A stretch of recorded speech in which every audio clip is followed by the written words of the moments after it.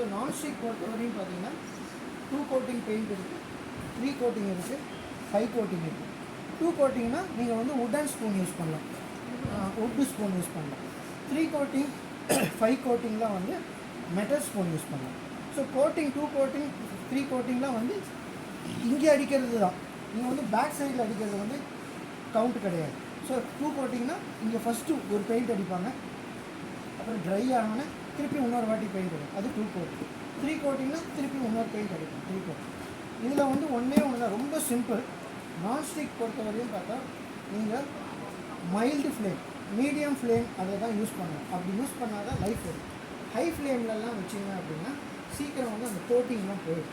And moreover ஒரு சப்பாத்தியோ தோசையோ ஏதோ போட்டால் ஒரு தோசை பண்ணதுக்கப்புறம் திருப்பியும் அதை எடுத்து ஒரு கிளாத்தில் தொடச்சிட்டு திருப்பியும் அப்போ தான் இது பண்ணணும். அப்போ தான் வந்து லைஃப் வரும்.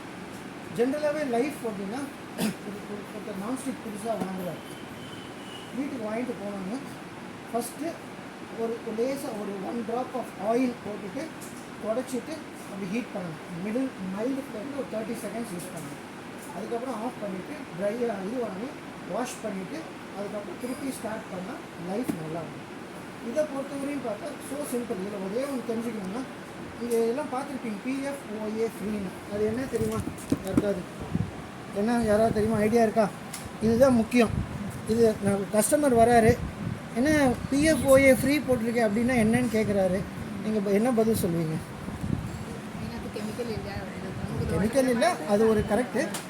அது வந்து பார்த்தீங்க அப்படின்னா மெயினாக per fluoro octanoic acid, PER per FLUORA fluoro octanoic OCTANIC acid. இது வந்து பார்த்தீங்கன்னா ஃப்ரீ, அதாவது அந்த ஆக்டானிக் ஆசிட் இல்லை அப்படின்னு இருக்கும். ஸோ முன்னே வந்து ஒரு ரூமர்ஸ் இருந்தது, நான்ஸ்டிக்கில் சாப்பிட்டா கேன்சர் வரும், அது வரும், இது வரும் ரூமர். ஸோ அதுக்கப்புறம் தான் எல்லாருமே வந்து ஒவ்வொருத்தரும் ஒரு கம்பெனி, நாங்கள் PFOAன்னு போட்டிருக்கோம், வேறு கம்பெனியில் வேறு ஃப்ரீன்னு போட்டிருக்கோம். But meaning is per floor. இது என்ன பார்த்தீங்கன்னா, இது வந்து பெயிண்ட் இருக்குது, பெயிண்ட் அடிக்கிறாங்கல்ல, இது வந்து பெயிண்ட்டு. ஆர்டினடைஸ் வந்து பெயிண்ட் கிடையாது. ஸோ இது வந்து பெயிண்ட் அடிக்கிறாங்க பார்த்தீங்கன்னா, அந்த பெயிண்டில் வந்து இந்த ஆசிட் இருக்குது.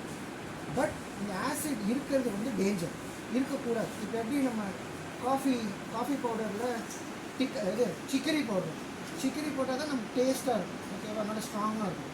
பட் பாயில் பண்ணுறப்போ அந்த சிக்கரி வந்து வேப்பர் வழியாக போயிடும், பட் நம்ம காஃபியோட டேஸ்ட் இருக்குது.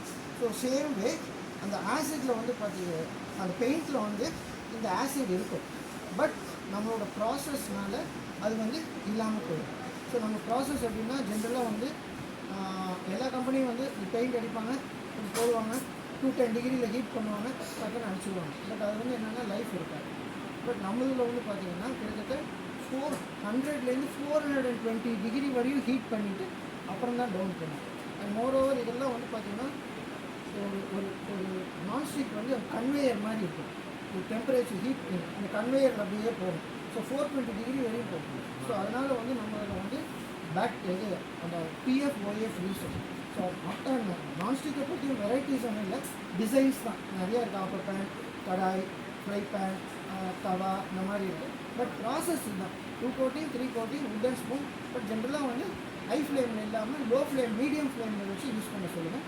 அப்போ வந்து லைஃப் நல்லா இருக்கும். ஸோ இந்த PFOA அப்படிங்கிறது பர் ஃப்ளோரோ ஆக்டானிக் ஆசிட், ஓகேங்களா. ஸோ நம்ம இது வந்து இதுதான் நான்ஸ்டிக்.